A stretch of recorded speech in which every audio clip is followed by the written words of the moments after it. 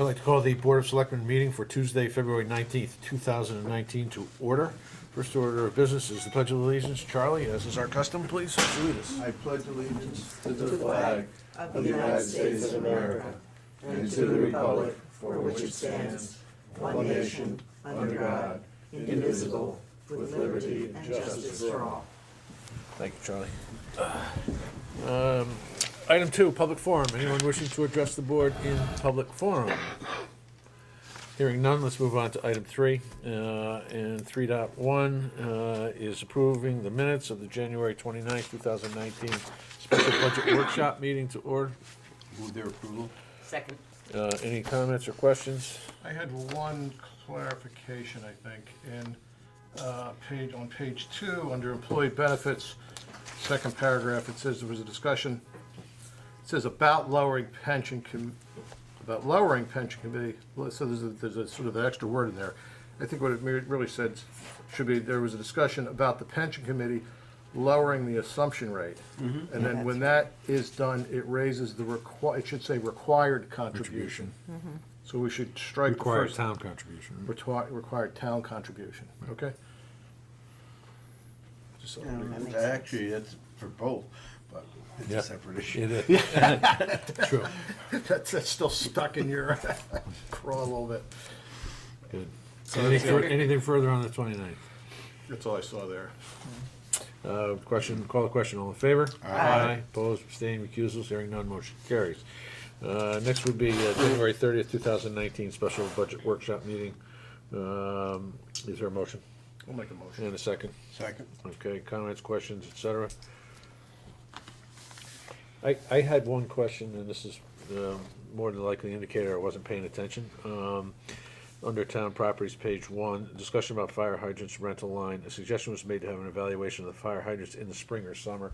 I'm not sure who made that recommendation, but specifically, if someone could refresh my memory, what would the charge of that evaluation be? Well, I think we already got the answer. Yeah, I think we Jane got went the back to the Water Authority Okay. and got a more accurate estimate of going forward, because they set the rates. We don't really have a discussion. Okay. But we- I remember that, but what did we mean by that? We did have a discussion of, The number of fire The- hydrants the was the num- question. Yeah, yes, That's it. yeah. Okay. So, in other words, it was something I was supposed to do, so now I know what it is. No, Mary Jane already did it. No, I think No, it was we're somebody gonna- said, how many do we have? What we got What are- was the clarification from the. Yeah, we from were just the wondering, Agency. what are best practices and how does that line up with what we have in town and just getting an understanding of how it works. It's a Right. big number and we Right. can't control the growth in it, but Right. how does it work? You got it. All right, so I will take that actually in the middle of a telephone tag with one of the vice presidents from the water company on another issue, so I'll add that. I to thought it. you were gonna go out and start counting. We can do that. Can we wait till the weather gets nicer? Would you come with me? All right. So I had two clarifications maybe, also on page 1, the revaluation section. I don't remember this exactly. It says there was a discussion about moving 100,000 in, presumably from the unassigned fund balance into the fund for revaluation. And I don't remember the 100,000 for starters. I thought we did that in like $25,000 increments. Well, that would be nice if it cost $100,000 to do the total reval. 100,000 is because we anticipate the cost is going to be over 400,000 So it is4 $100,000 years. chunks. per year. Yeah. Okay, and we're gonna put that into an assigned fund, is that the idea? Correct. That Yes. was consideration. We already have one established that we've used regularly. The idea is to no longer budget, or at least at the moment, not to budget for that quarterly assumed amount that we need. That one but quarter. Instead, to transfer from fund balance additional money each year into that account Right. to bring the money, Okay, the balance. so that accurately reflects what we talked about. Go ahead, you finish. Yes. 2 points to go back to the fire hydrant issue is, I know you're looking at fees and things like that in land use department, and you might want to look at the fact that when developers are developing properties and extending water mains, sometimes it's required that they put in a hydrant. You might want to look at the parameters of that requirement, number one. And the other issue is Mulberry. When we put in city water down there, or public water down there, it's gonna be required to come up to the last standards of fire hydrants every Fire, so many, and every one of those keeps the count going. That's right. So those are ongoing future commitments for every fire hydrant. Which, you know, you want it for fire protection, that's part of the reason we're putting water mains down there. Right. But do we need one on every corner? Thank you, Charlie. I had actually also noted the reval piece, and this is more a note from Mary Jane. As we did with the OPEB benefits at the Board of Finance presentation last week, this I think we need to revisit at the public hearing and the workshops, owing to the consideration that there were at least two members of the Board of Finance who do not like moving unassigned or assigned fund balances outside of the budget process. Anything further on I the? had one other, again, maybe my own recollection, and the numbers just seem odd to me. On page 2, actually 2 items there on page 2. On page 2, the section under golf course, second paragraph.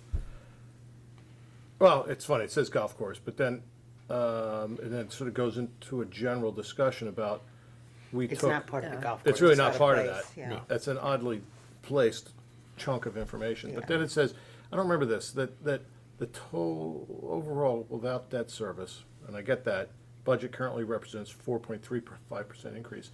But without capital, that only comes down 0.02%, 4.32%. Those two numbers don't seem like they make sense to me. That's because at that point, we had over $1 million in the capital line item. So that would have raised the overall operating budget. And remember, our capital budget is only $1 million on a $29 million operating budget, so the differential is nominal. So we Capital- basically, Two hundredths, it's actually 600ths of a yeah, percent. we cut it by $100,000 on a $29 million budget. Yeah, I can understand the 100,000, but the way it reads is, without capital being included, if you took capital out completely, the It's $1 million. difference. Yes, but that would be more than 600ths of a percent. No, We're talking just the increase, the increase. Paragraph is representing the increase from 2019 to 2020, Okay. not the overall total. Okay, all right, it's still confusing, I'll have to work it out Tutorial, offline. tutorial later? Yeah, I right, know what, exactly. I understand what you're asking. That is a confusing paragraph. That's fine, that's it. Okay. Anybody else with anything further? Hearing none, call the question, all in favor? Aye. Opposed, abstained, recusals, hearing none, motion carries. Okay, item 3.3, February 4th, 2019, regular meeting minutes, is there a motion? So moved. Second. All right, and I don't have any comments because I was not here, so thank you for handling it in my absence. Comments, questions? I have just one, under 4.1, the Connecticut Water Company report. I think this is accurately what the gentleman said, but it was wrong information. The water tank next to it says Flag Marsh Road, and it should be Tanner Marsh Tanner Road. Marsh Road. Yeah. Yeah. Rookie mistake on the young guy. Anything further on the 4th? Hearing none, call the question, all in favor? Aye. Opposed, abstained, which I will do, recusals, hearing none, motion carries. 3.4, February 7th, 2019, special meeting. Anybody, is there a motion? I'll make a motion. Second. In a second? Any comments, questions, changes, et cetera? I have one clarification. Certainly. on the First page, section 1, discuss take possible action on the budget. Said Mr. Hoy noted the grand list grew by 0.5%. This will impact the overall tax increase. Small point, but I could probably say this will favorably impact Yeah. the overall tax increase. Good, well done. Other than that, Other than that, you guys are good? Call the question, all in favor? Aye. Opposed, abstained, recusals, hearing none, motion carries. All right, item 4, United Way. Kelly Fitzgerald is here from the United Way to tell us a little bit about a program that I have gotten the town engaged in relative to housing needs in the greater Shoreline area, although greater New Haven area. But if I could tee it up for a minute, the United Way do you have a copy of that on updated board here? on- Thank Oh, you you very updated much it for already? bringing it in. Okay, that's So they fine. look different. Okay. That looks like that Thank might be you. the DOH. Oh, great, thanks. There might be an extra one. And I can provide an electronic copy in case you post it or anything of that. As I mentioned, Kelly is with the United Way, and the United Way is the agency that handles the coordinated access network for our region, which is the greater, for all sake of purposes, is the greater New Haven region. It sort of matches up with some of Council of Government, sort of matches up with some old county lines, but nonetheless, they are the organization that is charged with working to develop solutions to the housing problems we have, particularly the homeless and diversion. So Kelly, I'm gonna tee it up, it's all yours to give a little Yeah. presentation to this board and to the public as to what we're looking to do. Perfect, thank you. So one I will clarify, because if anyone is watching the video or sees the notes, United Way is the backbone agency for the greater New Haven CAN. The federal government around 4 or 5 years ago put out that in order to really work to end homelessness, agencies had to work together. And so around the country, everyone was required to create coordinated access networks. And in New Haven, or Greater New Haven, there was already a set of agencies working together, but they did decide that they needed a neutral party to really help convene them, bring them together. Again, not somebody competing for resources, but would be able to kind of play that backbone role. So that is the role that United Way plays. In terms of the CDBG Small Cities Grant, Department of Housing does have a CDBG Small Cities dollars available for communities that are not an entitlement community. And as part of the Small Cities Grant, they do a set aside for public service grants. That is 15% of the overall budget they have available. And what they allow those resources to be used for is for shelter diversion and youth crisis housing. And Department of Housing, I think this was something, only one community around the state has actually utilized these resources in the past for this purpose. And I think Department of Housing, with the work around coordinated access, is really encouraging all of the regions to identify a town who's eligible and partner to address the needs in the greater region. And thank you for the town of Guilford, for Matt, for really understanding what we're trying to accomplish and kind of come out to say, this is something I think Guilford is positioned to do. So I don't know if that's still up for negotiation, is. like if that, Well, but. with the support of my brethren on this board. That's Exactly. why you're here today. Exactly. So what I wanted to be able to do today is to give you a general sense of what we're thinking the money would be best used for while being in compliance for what we are allowed to use the money for. Give you a kind of a broad sense of the coordinated access network if you don't already have one. And then answer any questions you have and kind of hear from you all if there are any other ideas that we haven't discussed or any other partners you want to make sure that we bring to the table. So I don't know, how much time do we have? As much as you need. Oh, okay. Everyone get comfortable. No, I am just kidding. So is everyone familiar with coordinated access? No. Or is this, okay, so this is I brand. am, but I don't think. Okay, perfect. So again, the Coordinated Access Network is what the federal government asks everyone to create within their states and their sub-regions to address the homeless crisis. There is a map on slide 2 of what is within the greater New Haven region. There are 7 now regions across the state. Some of the maps, if you look it up online at all, are a little outdated because of the eastern side of the state. There was a southern, eastern, and northern, and they decided to merge together. But within our region, there are 19 towns coming from Madison, going out through the valley and Milford. But our charge through this coordinated access network is to end homelessness. And what we mean when we say that is not that there will never be another person experiencing homelessness, because we just know that that is most likely not true. But what we are trying to create is a system in which if someone does become homeless, has a housing crisis, that is short, that's rare, and when it does happen, it's brief. So that is what we're attempting to do, is to create a system that addresses that need as it arises. Kelly, if I could just for yeah. 1 second. I know there are some people saying, thinking, and maybe in the audience, that Guilford really doesn't have a homeless problem. The reality is, we may not have one because we don't have vagrants sleeping on the streets or under bridges or in parks or out in tents in the wooded areas.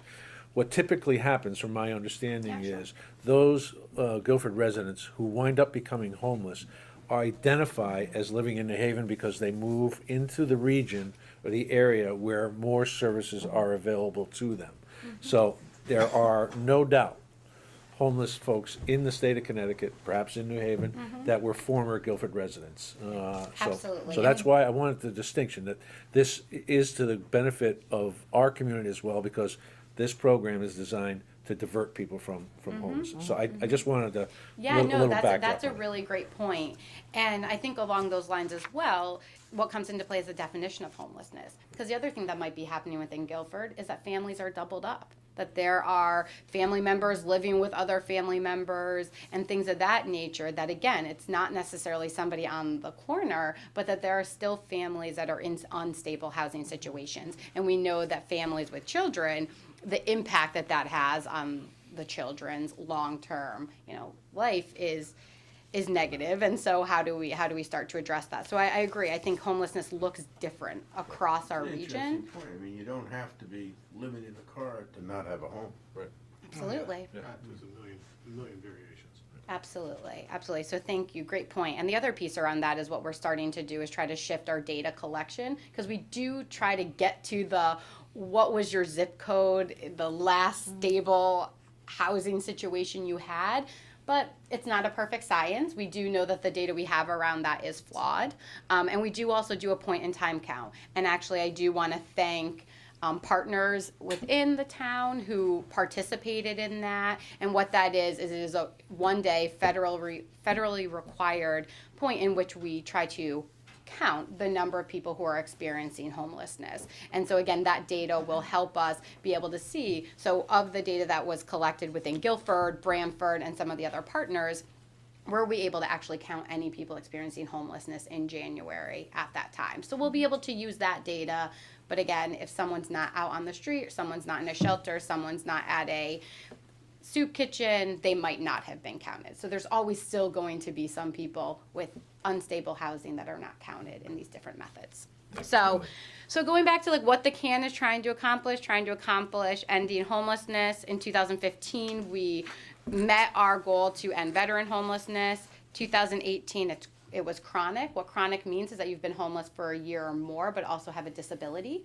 That is an area that we continue to work on. We actually just last week matched all individuals who are labeled as chronic, but what that really is about is housing resources, having enough housing resources to match for chronic. And now we're working towards ending family, youth, and all other homelessness by 2020.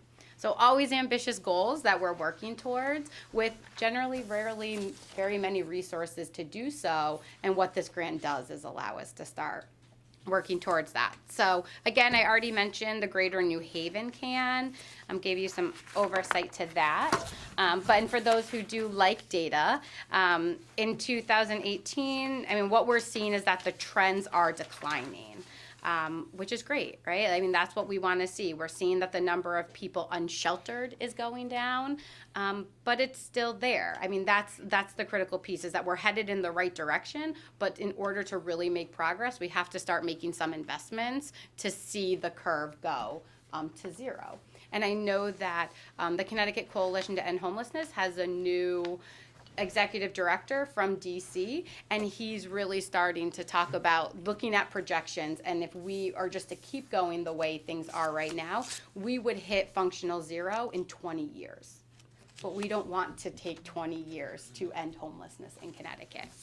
So, and then in the last year's point in time count in January 2018, this just gives you a little sense of the overall numbers and what we see in Greater New Haven. So in Greater New Haven, there was 529 people. Of those, 97 were children who were experiencing homelessness last year, and we will get the numbers for this past January in about 4 months. You know how it always takes a little bit too long to get the data. But going to the next slide, when we talk about CAN, what we talk about is a coordinated entry system. So prior to CAN, somebody having a housing crisis would look up and call every shelter that they could find anywhere. So they would have to call 5 different shelters. If there weren't any openings, get on 5 different wait lists and just sit around and wait, spend all their time calling back to try to get a shelter bed and ultimately hoping to get a housing resource. What coordinated access networks have done is created a single entry point. So if someone's having a housing crisis, they would call 211. 211 there would set them up with a CAN appointment, and then they would either, again, be diverted, which is really the intervention we're working towards now as our best strategy.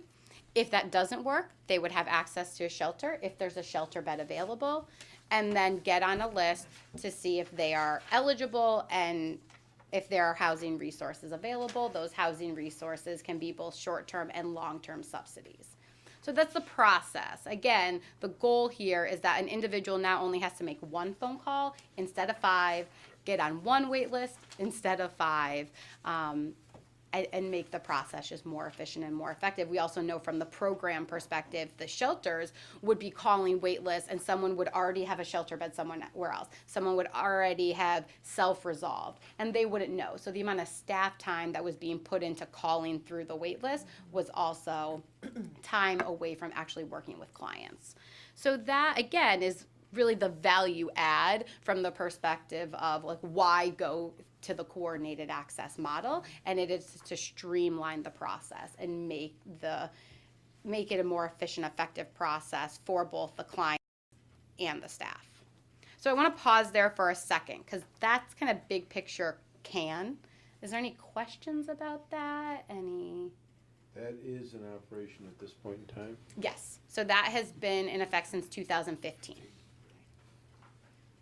And in terms of that process, the funding, there's a few different funding sources, Department of Housing being the primary funder through that. But there is limited funding. So at the beginning, all of the providers within the Coordinated Access Network had to leverage a staff person. Like I will assign a staff person to do a CAN appointment. And then along the way, that just wasn't sustainable with all of the other requirements being put on these agencies. And so Department of Housing started investing some dollars in what we call CAN staff. So the staff who do the coordination and do those front door CAN appointments. But what we do know is that the need is greater than even what the staff have available to them. So when we go to the next slide, I provide you with a year's worth of numbers in terms of what is the need. So we know that in Greater New Haven, we had 14,000 calls with a housing crisis between February 1st, 2018 and January 31st, 2019. How do people learn of that phone number, that resource? I mean, do they come from emergency rooms, churches, police? All of the above. I mean, 211 at this point, 211 isn't a number just for people who have a housing crisis. 211 has been a hotline that service agencies have been able to use for many years. I don't actually even know. I mean, it's through United Way, but United Way of Connecticut, so it's not actually housed within our building. This is a statewide system. And that was part of when we were working through building CAN and what would our streamlined approach be. The thought was, well, people are already encouraged and pushed towards this 211 number for other things such as child care, Agencies energy like the police assistance. station or Tammy at Social Services or Lynn at Youth and Family Services knew about 211. So if they came across a situation where someone was temporarily homeless, Yeah. because as was mentioned earlier, Guilford can provide 1 or 2 nights of emergency assistance to people in that situation, but there's no long-term solution in towns like ours. Yeah. So,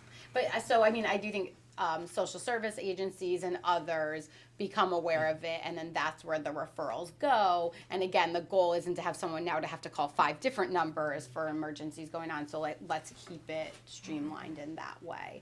There's also quite a bit of communication from the United Way of Connecticut side, and like when the governor enacts cold weather protocol, which means it's so cold, shelters need to increase capacity, warming centers open up, things of that nature, like within the press releases, within the messaging given out, it's call 211, call 211. So it is a lot. And who staffs that? United Way of Connecticut. They're located in Rocky Hill. Okay. Well, Yes. So 14,000 calls within the year period. Of those, 5,000 appointments were scheduled, and about 2,500 were attended. So yeah, right now we schedule about 25 appointments a day, and that only leaves about a 15-minute appointment. So an individual, youth, or a family is having a crisis, and based on our staffing patterns now, we really can only give them about 20 minutes. Depending on no-shows, maybe they get half an hour. And I'm sure any of us could imagine being in a place in life where we're having a housing crisis and only being able to get 15 minutes with somebody can be challenging. So again, we're doing the best we can with the resources available at this point. So if somebody calls, they have to make an appointment and show up someplace? Yes, that is correct. And right now, those places are primarily located in New Haven. We do have some other appointments in the Valley and other different locations, but right now it's You must primarily. have people in that situation with transportation issues. Yeah, I mean, they're located on a bus line. Some, depending on how they get connected, transportation costs can be covered as the resources are available. But absolutely, I mean, right now we're seeing about a 50% no-show rate on appointments, and we're not entirely sure why quite yet. But I do expect that location and transportation could be one of the main issues. We do have one provider that is starting to allow their staff to travel for appointments. The piece with that is that you're going to be able to have less appointments in a day if you have to build in travel time. So as we're trying to already fit as many people in so that the wait time for an appointment is no more than 2 days, adding in travel time to appointments will ultimately lower that. So it's like there's a lot of moving pieces. When we try to solve one thing, it creates another, and I don't know, maybe. No, yeah, Maybe please. I'm being thick about this, but, I mean, somebody's in crisis, homeless. Mm-hmm. Calls 211, needs a place for themselves and perhaps their children Mm-hmm. that day. Have to make an appointment and then get placed in some place? so if it's a family, we do ensure that family are never unsheltered for the night. So especially during what we consider cold weather, if it's after hours, somebody calls 211, there's a contracted agency who does have moteling dollars who will get that call after okay, so when hours it's an and then emergency, put then- them, yeah, and then schedule On their the phone, appointment. oh, okay, so Yeah. they can be, okay. Yep, no, all but right, the appointment is for ultimately, like, do you need shelter or Long-term not, and then, basis. yeah, Okay, and then, all yes, right. oh, yeah, That's what I'm trying to absolutely. get to. Oh, is no. So Somebody it's about- calls with a crisis. and Yeah. Yeah. Make an Nope. appointment? Well, Yeah. it appears that 2/3 of the people who do make the phone call to 211 don't end up scheduling an appointment. Right. So is that mostly situations where they resolve what they need, or are they just slipping through the cracks, or? No, so that is generally, like, with a few questions, you realize that they don't actually have a crisis where they have nowhere to stay that night, or they have nowhere to stay within the next 2 weeks. Again, I don't want to get into too many of the details, but Right. with individuals, it's like homeless that night families, you can call within 14 days if you have an Figure something eviction out. notice, things like that. But yeah, sometimes just with a few questions, you realize, no, they can self-resolve, or the issue isn't actually that. And sometimes it's energy, that they need energy assistance. If they just have that, Okay. then they can stay in the Or, place. if they start at the town level, there are emergency funds within the town level for 1 or 2 nights, so that they might be in a local place until they then go to that appointment. Resolve what they need. Yeah. Exactly, Okay. exactly. Right. So kind of continuing on, again, really the point with the data is just to talk about the need, that we have a lot of calls. And what we believe the CDBG grant will allow us to do is increase staffing. So the grant itself, if you actually want to go to the next slide around the CDBG Small Easy for you Cities to say. Opportunity, right? It's a little bit of a tongue twister on that one for me. It can only be used for staffing, and it's either for shelter diversion or youth crisis beds. And what we really do know is that DOH is looking at shelter diversion. There was recently about a $6 million grant that came in for youth resources, and so we believe that like they're really focusing that, and so the small cities grant will be prioritized for shelter diversion. And again, what that means is staff working with someone who says they have a crisis to do what they can so that person doesn't need to enter shelter. Some of the initial activities we believe that would be for staff is having a staff to do outreach and engagement. So, is somebody at the library? Is someone at the community dining room in Brantford? And they really need to be connected to someone. This would allow us to increase our capacity on the shoreline. So as we talked about, services are primarily focused in New Haven, and we do know that there are families on the shoreline that we don't want them to have to move into New Haven to access any services. And so how do we make it as easy as possible for them? I mean, you mentioned Tammy. When Tammy has somebody who comes into her office, we don't want to have to figure out how to get them into New Haven to have a CAN appointment and go from there. So this would allow us to add more staff capacity in Guilford that would be open to anybody on the shoreline. Again, that is one of the requirements of the grant, but again, would just allow us to really extend ourselves throughout the region and beyond just New Haven. So outreach, key piece of it, having someone who can do more CAN appointments. So how can we have more appointments so the wait time is longer, but that the appointments can be longer? When you talk about diversion, what you're talking about is having a little bit more in-depth conversation about where was your last housing situation? Can you go back there? Do you have family or friends that who can help you during this transition where you're looking to increase your employment or you need to find a place to stay?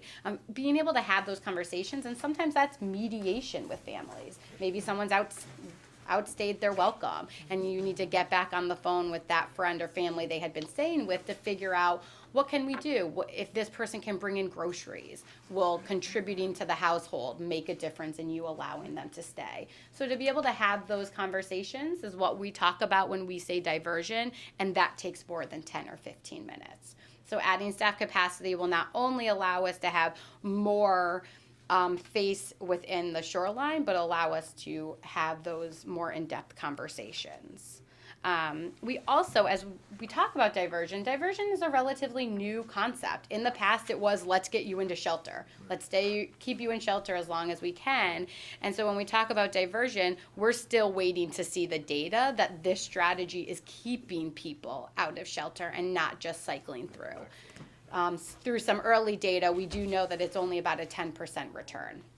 So what we want to be able to do is have a staff person who can support those families who are diverted to make sure they stay diverted and stay out of the system. Again, that's something that is newer because of this work around diversion, and we believe this grant would allow for families to stay there. So in terms of funding, the cap for the public service grants is $350,000. If all regions apply, Department of Housing does have a calculation as to how much they would give to each region, which we think would give Greater New Haven around $271,000. But we will, we would encourage to apply for the whole thing in case a region doesn't end up applying or getting theirs, that we would at least be able to show Department of Housing that there's a plan in place. So in terms of some initial thinking, which again, we're still at a place where we're taking suggestions, working with new partners.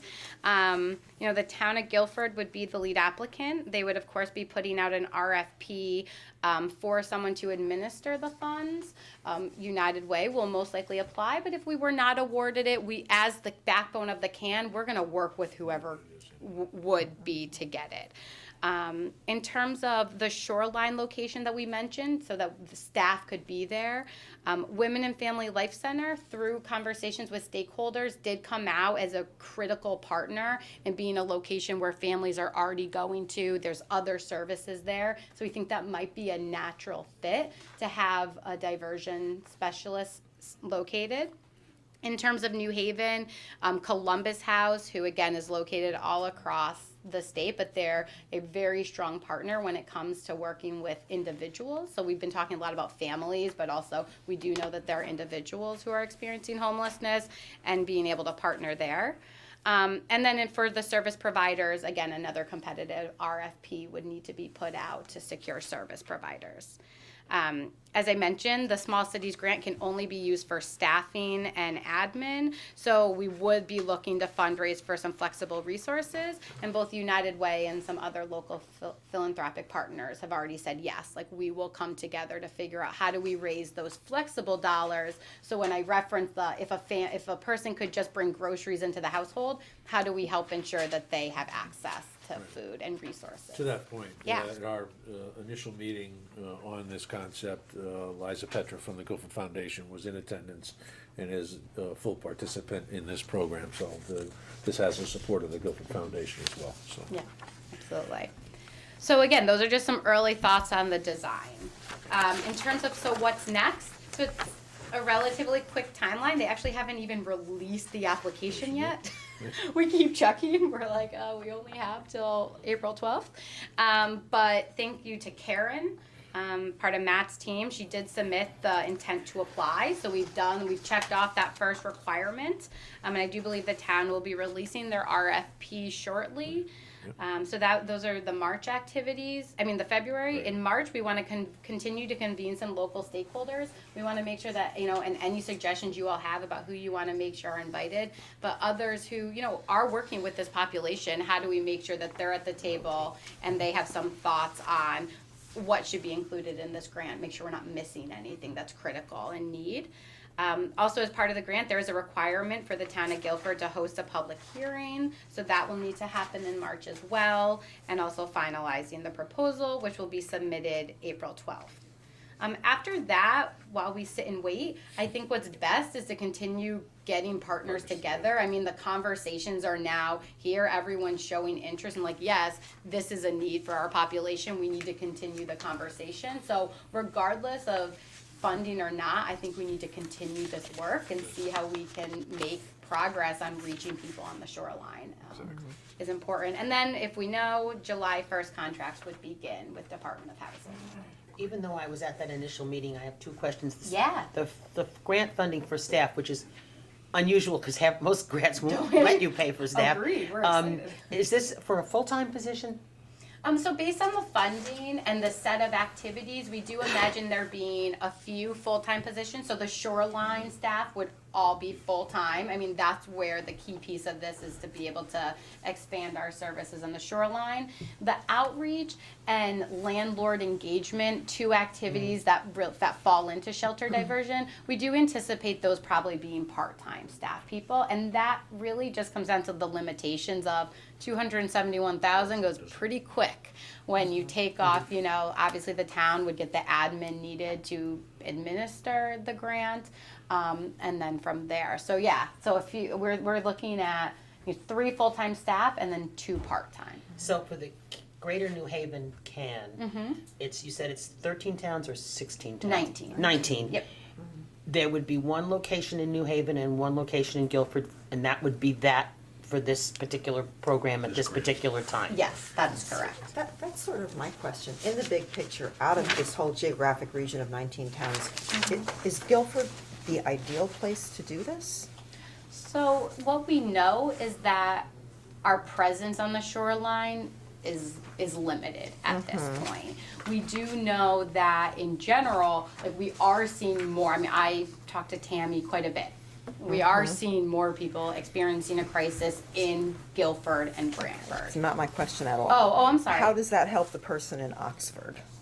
I mean, this 19-town area is huge. What sense does it make? Not what the benefit is for us in Guilford, but what's the benefit for the region of basing this in Guilford? So absolutely. So I would say twofold. One, by building more staff, the staff that exists will have some more flexibility. So right now we have 6 staff full-time doing these CAN appointments that are trying to do it all. They'll be able to take a little bit of a Okay. breather to then be able to do some other flexible Got it. assessments. Okay. The other piece is we do have other partners in the valley, in Milford, who do CAN appointments, just at a lesser scale than the full-time staff through the CAN. Yeah, I think there's an important point to be made here. There are significantly bigger buckets of money that are being allocated to the New Haven CAN area for these very same services. This is money that heretofore is going, or may go unused, because in order to qualify to get this piece, you have to have a municipality of less than 50,000 Yes. apply for it. So New Yes. Haven is the predominant provider. They're the ones that secure most of the Department of Housing money. But this is additional money that's sitting out Okay. there for, on that very specific criteria, it has to be a community smaller. I see. And the reason is, so that the New Havens and the Hartfords and the Bridgeports, they don't gobble it all up. This is actually Oh, that's interesting. an equity, an opportunity for equity for these smaller communities who don't necessarily have these services available to Absolutely. That's an important And point. to Is that that fair? point, this absolutely Yeah, thank adds to the existing resources Right. that are already within the region. And we had just identified that the gap right now was the shoreline.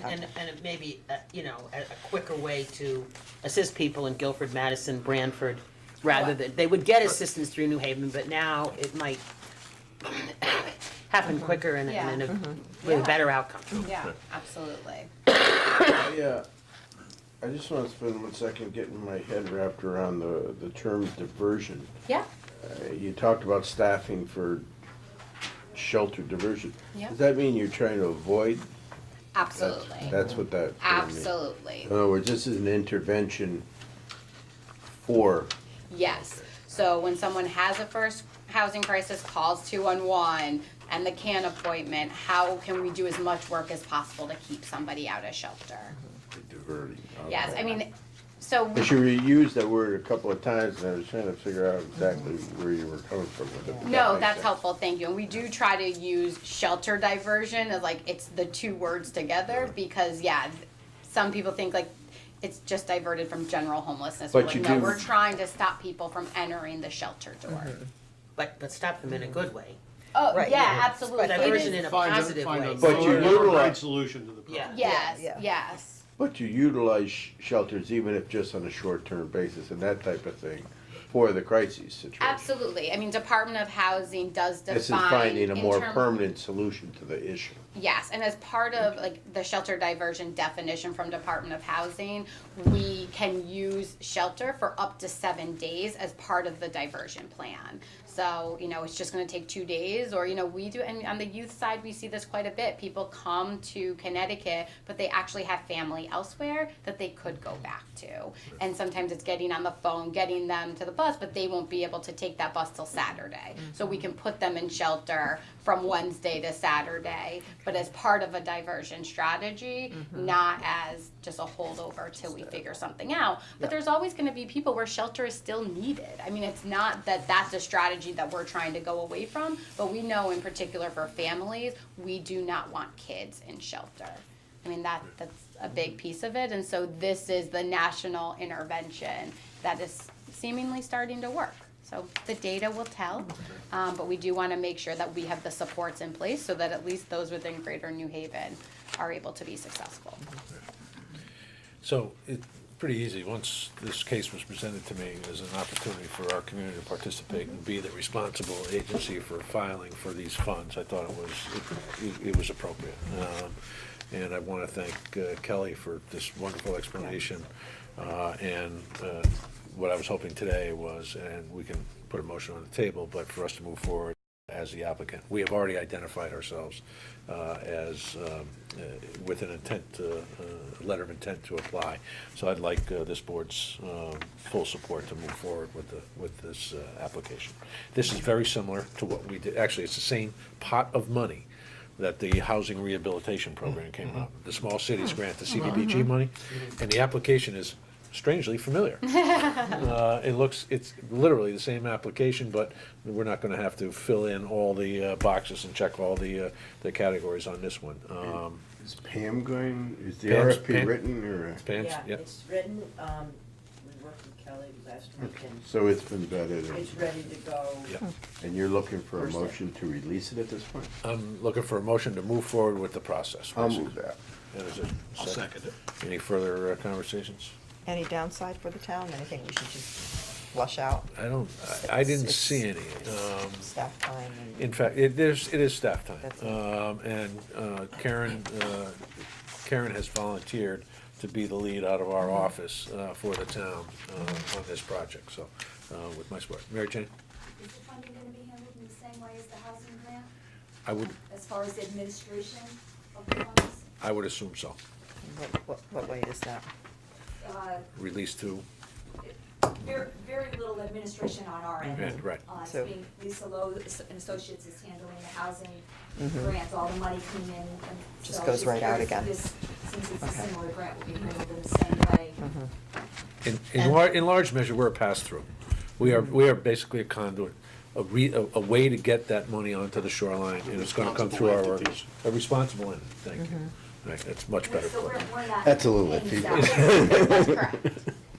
We're not what? We're not paying the salaries. No, We're and we're providing not, funds. Right. these people, if it's people from the United Way or another agency, they're not town employees. No, That's they're- correct. They're not. Understood. Yeah, we're authorizing the administration. Right. And Kelly actually mentioned that there is a potential for us to attach an administrative fee to managing this process. Absolutely. And we can make a decision as to whether or not that's actually worth it. You know, why take money out of the system if we don't have to? If we can absorb the cost internally, we will do so. However, there may be some things like posting of RFPs, you know, the notifications, Maybe the public Some notifications. reimbursables. Yeah, there's some very small items along those, along that piece, so. All right, Okay. Gonna vote? call a question, all in favor? Aye. Opposed, abstaining, recusals, hearing none, motion carries. Kelly, thank you very much for that wonderful explanation. And if anyone has any suggestions on partners, you want us to be aware of through this process, please don't hesitate to let us know. Thank you, Kelly. All right, yeah, I thought you would find that to be something well worth our while. Very. Very informative. Yep. Item 5, Finance Director Mary Jane Malavasi will receive our report. And this is actually unusual, right? This is, at this time of year, she's already given this report to the Board of Finance. Usually it comes to us first, so. Which begs the question about us moving the information along to them, because that's typically what we do, right? We suggest that this is what they should approve, but they've already approved it. Who needs us? That's what. You don't actually make any motions, so Right. I guess,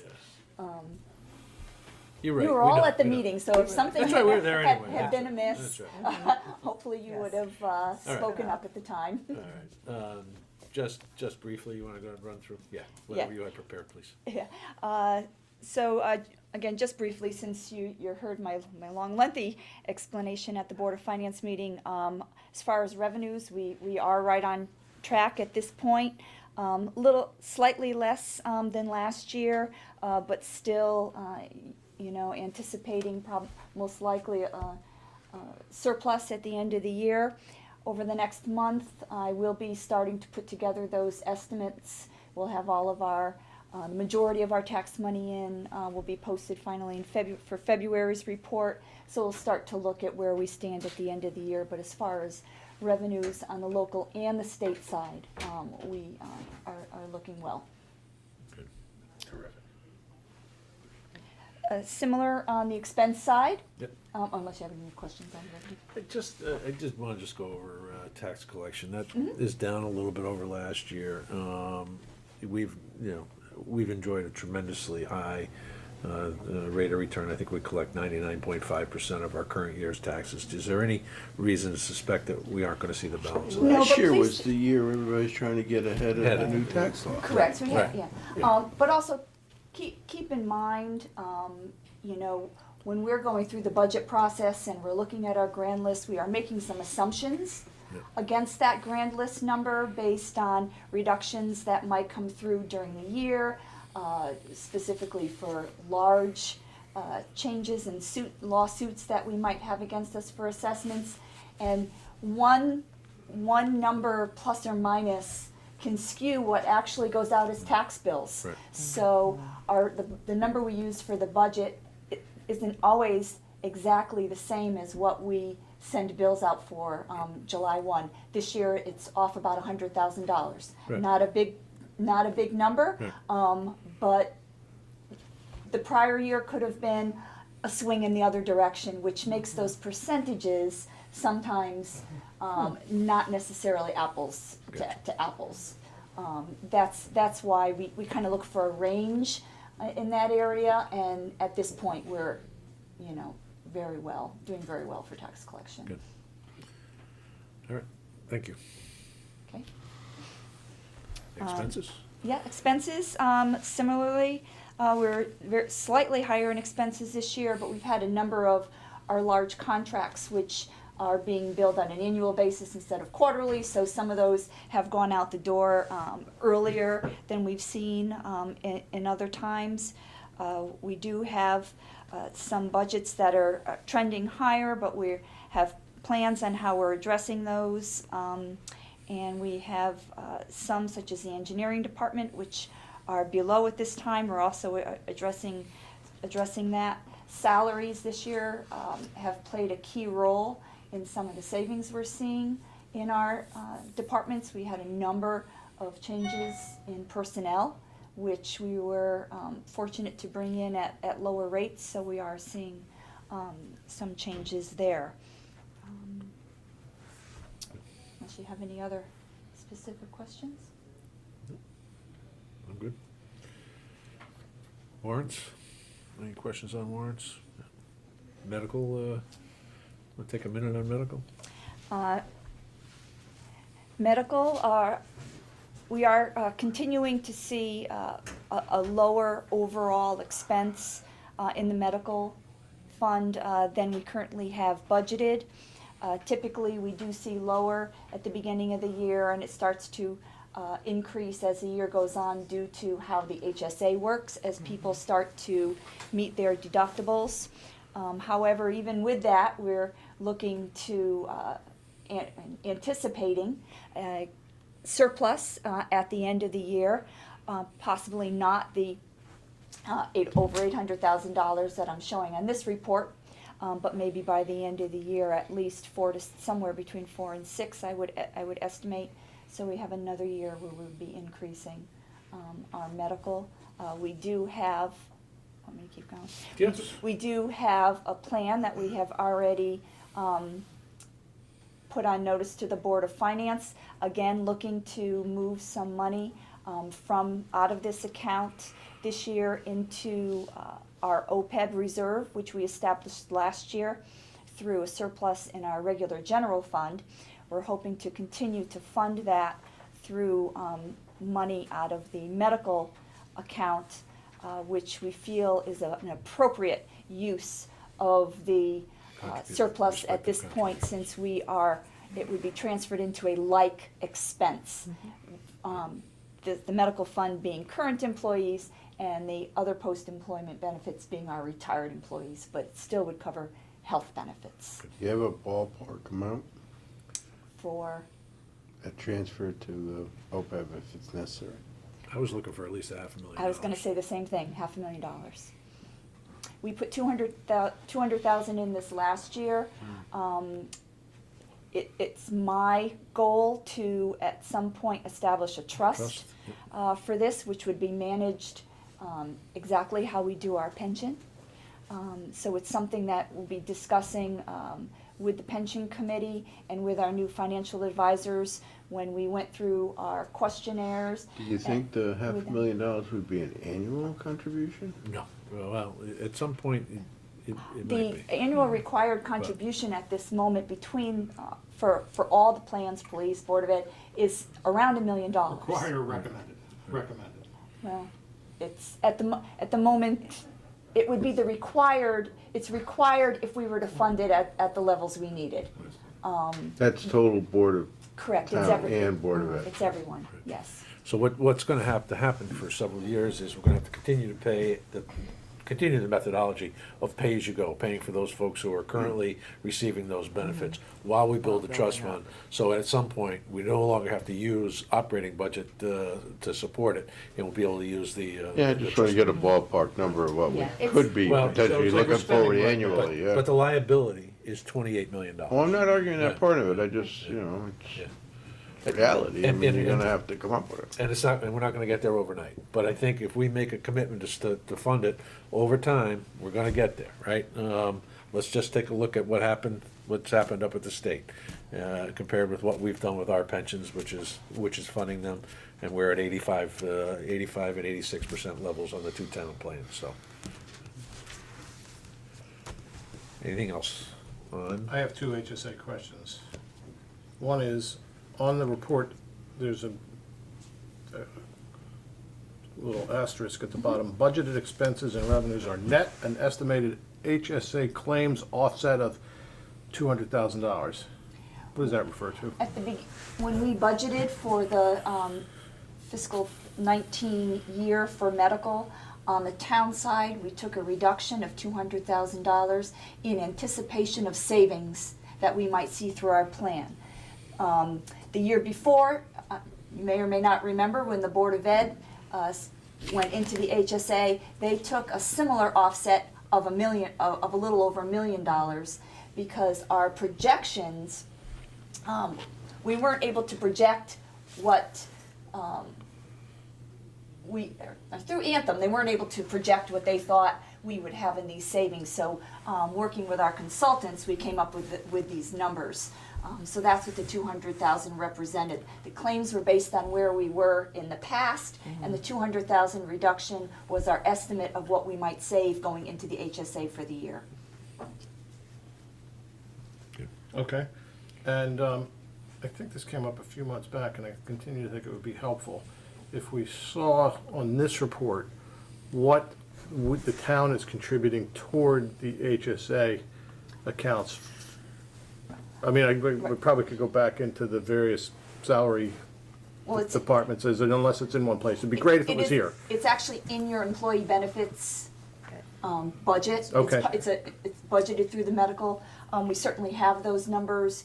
We could flow it through here. It's just a matter of transferring the money in and then transferring it back out. Well, I'm not saying but- move the money necessarily, but on the report. I can make a note, Information. We should certainly. see how much that is. That would be It easier. We can useful. certainly- I'm absolutely. not suggesting you change your accounting, just the information. And it's where it Absolutely. belongs. We got. It'd be helpful. Yeah. Okay. That'd be great. Thank you. Yep. So where would you wanna show that, on the revenue side? Cause other is the contributions made by the employees, right? Well, it would have to be a revenue and an expense, Yeah, because because- the Right. money currently Costs is the not town, in but the it health saves- fund. yeah. I'm It's- most interested in what we're contributing from our budget every year that is accounted Not a for problem. here. can- But so if you wanna show what's being used, less interesting, but Mm-hmm. I suppose it would be helpful. I can start by at least just putting another asterisk down at the bottom, to You're show fine. that then an additional X amount of dollars That'd be great. was transferred out, yep. So that gives us a total cost of providing healthcare is really what you're driving towards, right? Okay. Anything else from Mary Jane? No, thank you. Thank you very much.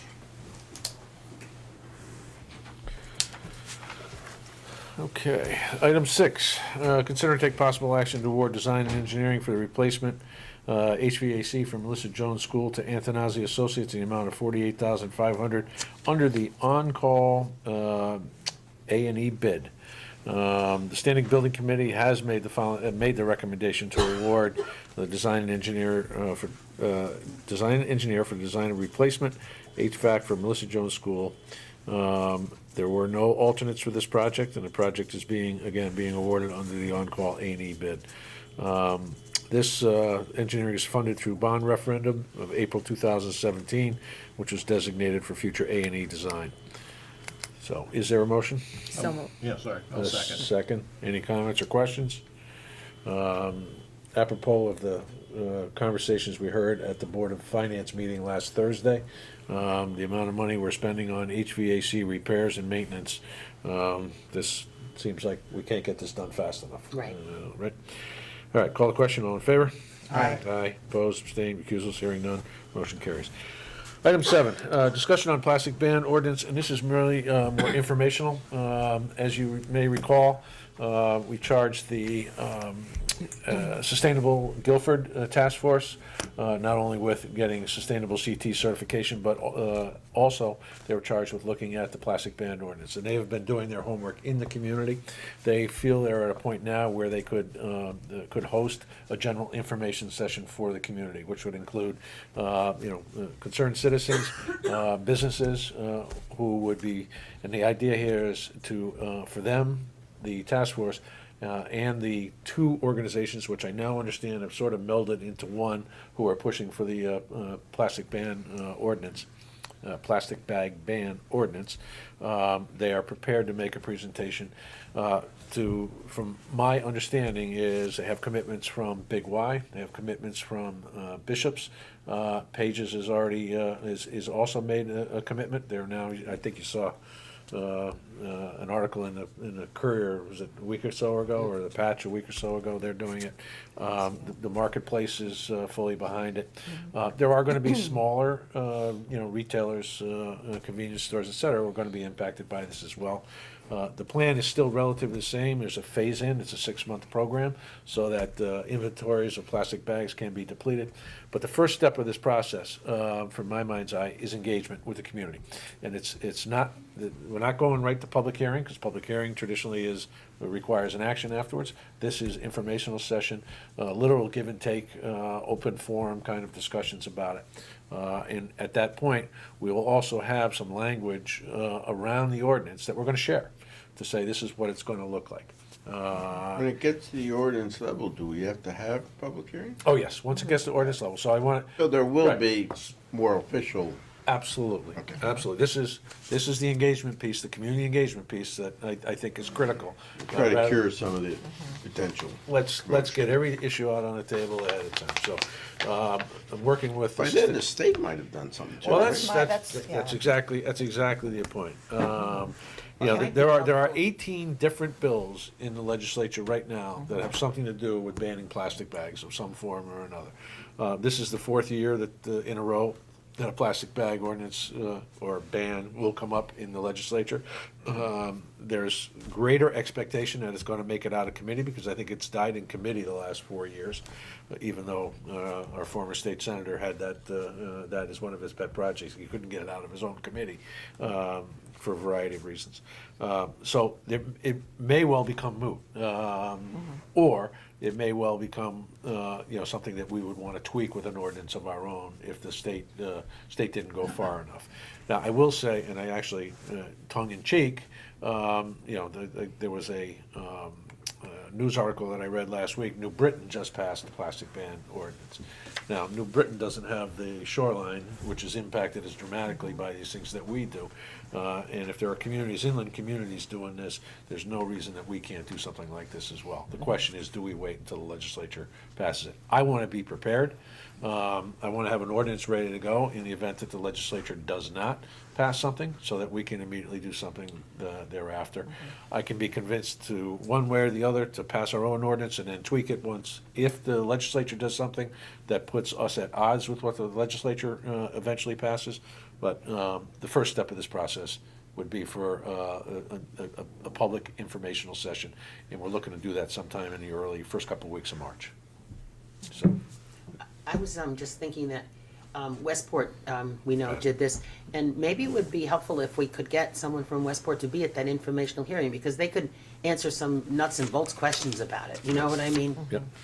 And they're a town of about approximately our size. I mean, we're not completely similar, but,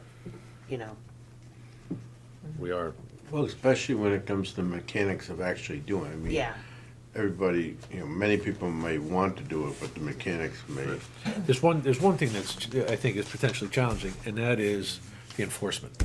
How do we enforce this thing? And, I think most of the ordinances that are being passed, and there is a group of folks who are, you can get an ordinance, you can get a pre-canned ordinance from, this statewide organization, but there are some fines for folks who don't adhere to it. And the question then is, how do we enforce that? Is that done through P and Z? Is it done through police department? Butch, you can hide now. Is it done through our natural resources coordinator, Kevin McGee? We're gonna give a badge to and walk around town and find people, but. Plastic I was gonna say, basket. You're don't right. give them a plastic badge. Don't give them a plastic badge, give them a real one. Well, and if it's statewide, if it's something at the state level, then do we not have that responsibility here in Guilford? Yeah. Yeah. And it's that would really be the reason if the state had a set of enforcement. Yeah. More than likely, Much better the state's gonna push the enforcement to the local level. Sure. You can bet anybody wants to take a dollar. bet Without on any it, funding. Without any funding for it, Okay. that's exactly, so. Well, I think it would be important to have, if we can ask State Senator Cohen to participate or Oh, give a absolutely. statement or She, something I to bring believe us now up to she's the speed. chair of the environment. She is the Yeah. co-chair, yeah.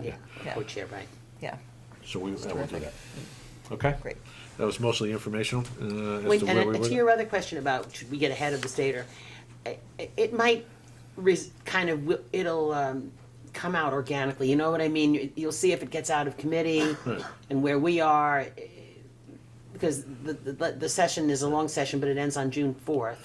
Yes. So we can. My suspicion is that'll be. Take us that long to get through public hearings and everything. Well, Yeah. That's just why I wanna start the process. Yeah. So, Yeah, no, I think it's great. I think- Makes, keep it on track. good. All right, item 8, appointments and resignations. 8.1, act on resignation received from Richard Hurst from the Marina Commission. Is there a motion? Yes, to accept with regret. Second. but- With regret and thanks for his thanks, right, 1 month and he- service on the Marina And Commission? he's going And good to luck. the Board of Ed. That's From the right. fry pan into the Yeah. To fire. the fire, that's right. So, all right, so there's a motion to accept. Is there a second? Second. Call the question, all in favor? Aye. Opposed, abstained, recusals, hearing none, motion carried. Just as informational, Tracy posted this as well as submitted it to the respective town committees. We are in need of representatives for the waste transfer station. That is a two-town advisory group. 3 members from Guilford, 3 members from Madison. And as I think we talked about during some of the budget discussions, is that advisory committee has been defunct for at least a dozen years, if not longer, probably closer to 15 years. And we have some significant needs that need to be addressed there. And to do so is by the agreement between Madison and Guilford, needs to come through the recommendations of that advisory committee. So I already have 1 volunteer who has surfaced, so if anyone knows anyone else who's. I recommended it to someone who's already applied to already applied- Rose, Wonderful. so. Good, good. um, So anybody, and that's, I don't think that's necessarily a partisan board. So if we don't have equal representation or bare majority representation, I'm not sure this board really would take issue with that. No, Do you? I just said, I think it was said you could go through the town committees or apply Right. independently, but, yeah, we don't have a necessary requirement of Right. 2 to None. 1 or something, no. Good. All right, item 9, and we need an addition here with, is there a motion to add, is 9.4, application from the St. George Men's Group? So moved. In a second? Second. Call the question on, all, Aye. aye? Aye, aye. Opposed, abstained, recusals, hearing none, motion carries. All right, so let's go to, 9.1 is to act on a request from the Guilford Fund for Education, to place a sign on the green advertising at Spelling Bee taking place April 5th, 2019. Sign placement 3/22 to 4/5. Is there a motion? So moved. Second, Lou, we're here again already. Yeah, man, it comes along quick. It does. I'll call the question, all in favor? Aye. Opposed, abstained, recusals, hearing none, motion carries. While we're at this, what's the stomach for folks participating I'm as a not making team? eye contact, no. All right, volunteers will be accepted. Don't miss any meetings. All right, because I think for years, we have had representation there, and I'm assuming we will again, so. I'm sure. If we have to draw straws or whatever, rock, What they paper, say scissors. about assuming. That's right, that's I'll right. be the alternate. Wait a second, you're the librarian, you're the inside person in this. That's why they have autocorrect on I computers was now? so lucky to be a judge all those years. I didn't ever have to be on a team. 9.2, act on request from the First Congregational Church of Guilford to use the green April 14th, 2019 for its ecumenical palm blessing. Is there a motion? Make the motion. Second. Call the question, all in favor? Aye. Oppose, abstain, recusals, hearing none, motion carries. 9.3, discuss and take possible action to support and recommend to the Green Committee the placement of a plaque on the green commemorating the 100th anniversary of the Darrow Rebazzini American Legion Post 48. Is there, this, I just have a question. yeah, go ahead. Where? Right alongside the existing World War I Okay, monument. makes All right? sense. Got it. What, That's go through Green Committee and. oh, it's gotta go through green, yeah, which is This why. just starts the process. this is support This and doesn't recommend. authorize it. No, no, no. Oh, so this has no. not been, This- this is not from the Green Committee. We're No. recommending to the Green. This was from, this is from concerned individuals, and I think there's a document, that I shared with you, right? No, we didn't have it, I'm sorry, there was an email we'll send out to you. This has been in the planning stages, former First Selectman Carl Balistraci and some of the other veterans in town, are well down the path.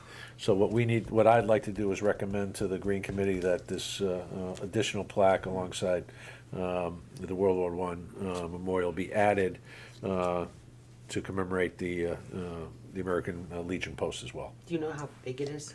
I do not, but This just starts the process. Process, This yeah. doesn't authorize it. Yeah, I'll move fine. it. move it.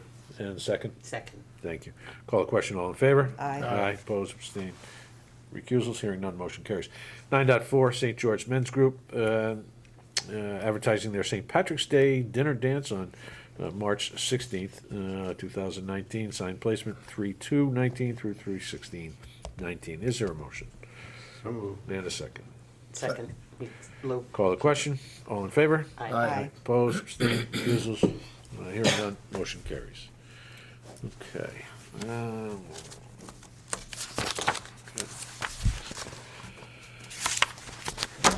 Item 10, correspondence. Anybody have anything they want to share for the good of the order? Moving on, item 11, committee reports. Lou, anything? We're on our way, waiting for the form to be designed. Okay. I guess I should sort of touch base with Aaron, Aaron and Janice? Yeah. Yeah, and then we'll see. good. All right, look forward to that. And- The committee, the Economic Development Plan Committee issued an RFP through the help of town staff for proposals for potential affordable housing development at the Woodruff Rollwood property. The deadline was February 15th, and George Kroll told me we have 5 proposals, which I'm very happy about. I don't know if any of them will go through, but I'm very thrilled that we have 5 responses to this. And the committee will be meeting on March 4th at 5 o'clock to look at the proposals, and then, of course, we will interview the candidates, and, you know, it will be a process, as everything is, those meetings are public, and I believe the names of the people who, or the organizations who applied are public. I just don't have them at the tips of my tongue right now, but more to come. There are some familiar names on there, including Yes. the organization that has the Apple. Yes, Neighborhood Works. Neighborhood yeah. Works, a couple. So, Right, right. and it looked to be at least from original, the first glance, at least one for-profit entity, Right, I think that's which, what, yeah. which is hopeful, because Yeah. if there are folks who think that, you know, this is sustainable, it will Yeah. easily be sustainable on a nonprofit basis. Right. So, So, thank you. Anything else? No? Old business? New business? Public forum? Come on up.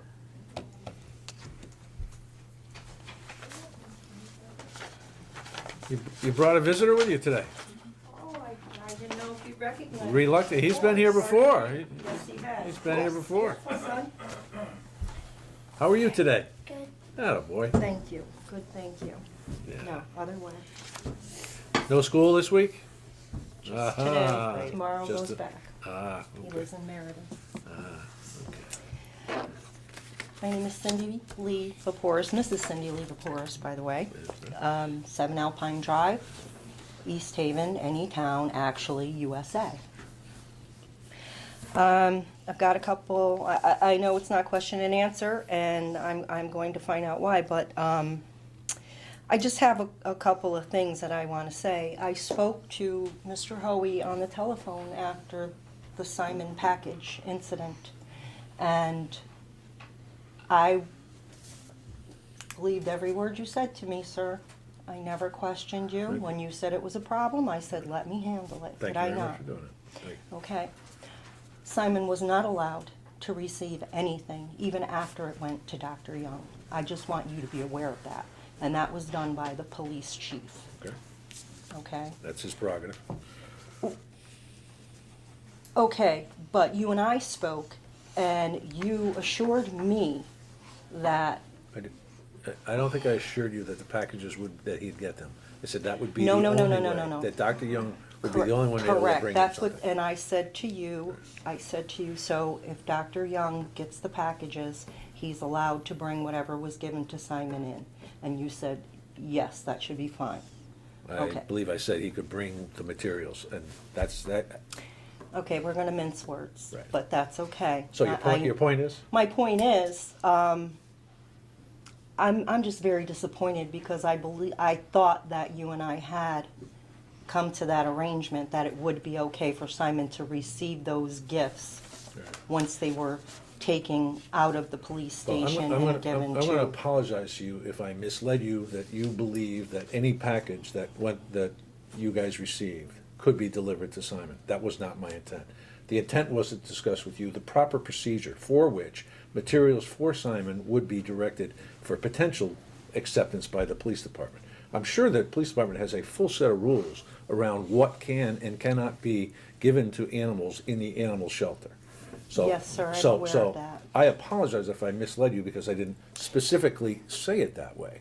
But you will also need to understand that I have no authority over the rules and regulations of the police department and the police chief. That falls to the responsibility of the police commission. Who I'll be speaking to tomorrow. I understand you're gonna go there and take advantage of that opportunity, which is Oh, you which is wonder, wonderful. how would you know that?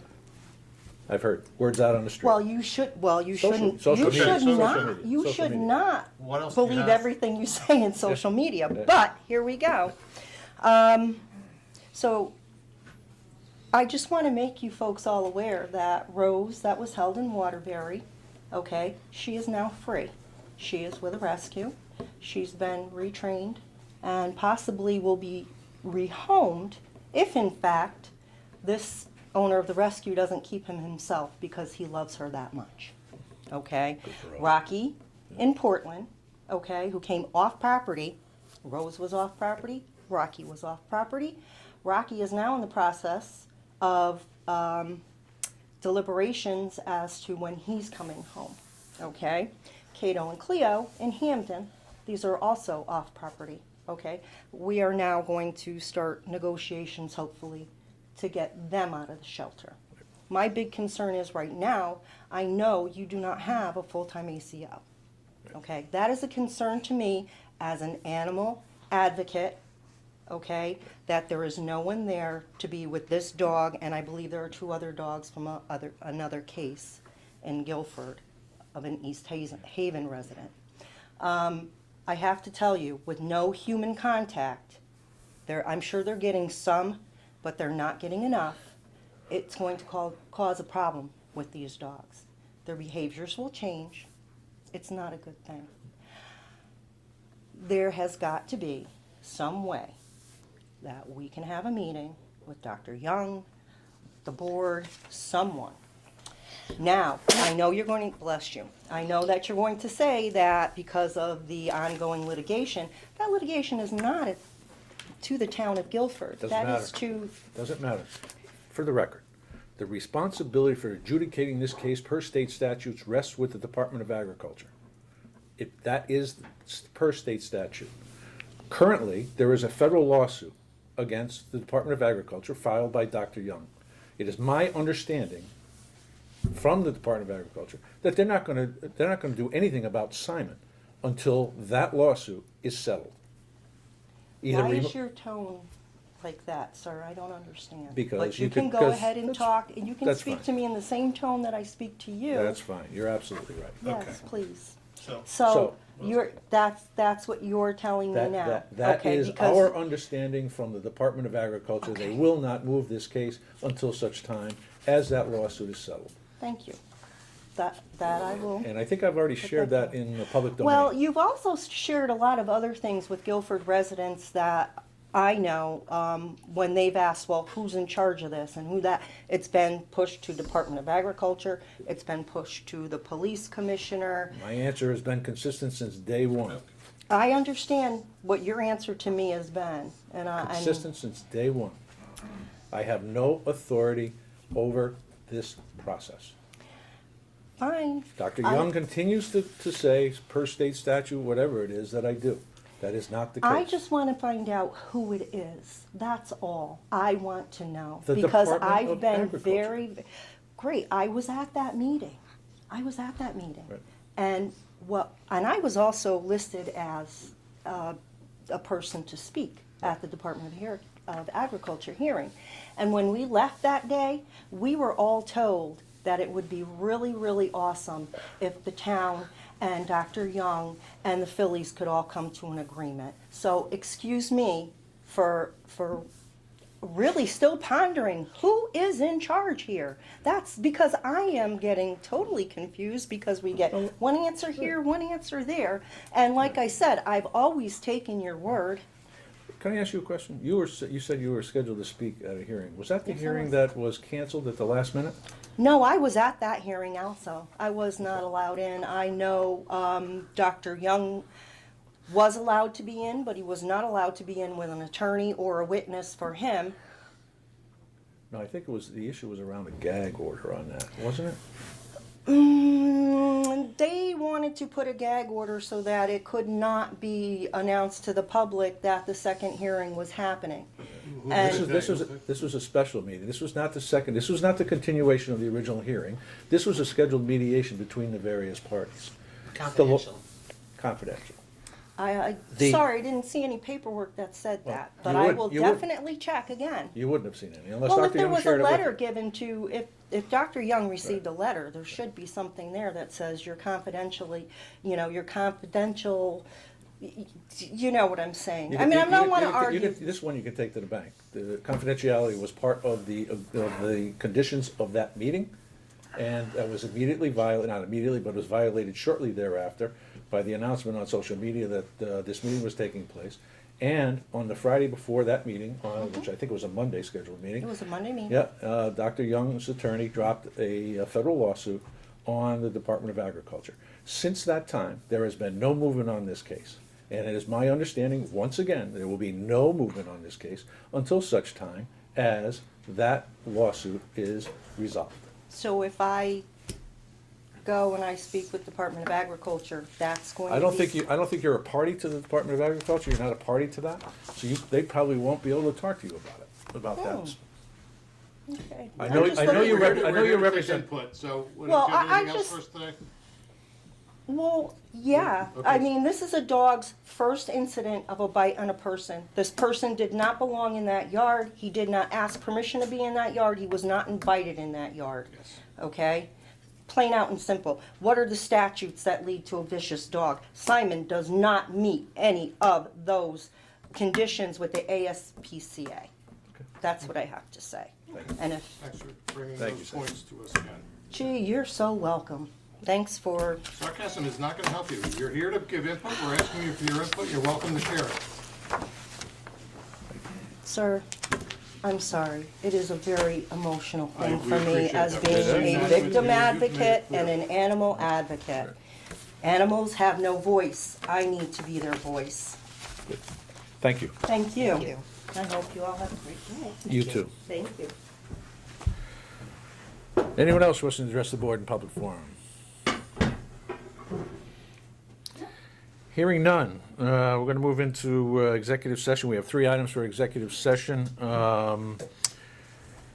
And Mike, we probably are going to have, going to need you back in because there'll be action taken on the way back out on that. With that, I would like to invite Gary and Kevin, Can I suggest moving Butch? Deputy Chief go first? Yes. He tells me Yeah. his should be fairly straightforward. Yeah, once we go into executive session, we'll change the order of the thing.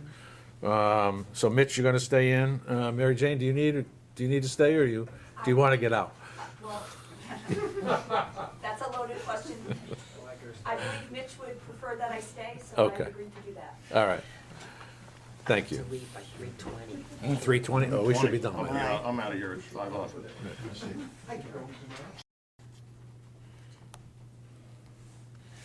Okay, is there a motion to come out of executive session? Make that motion. Second?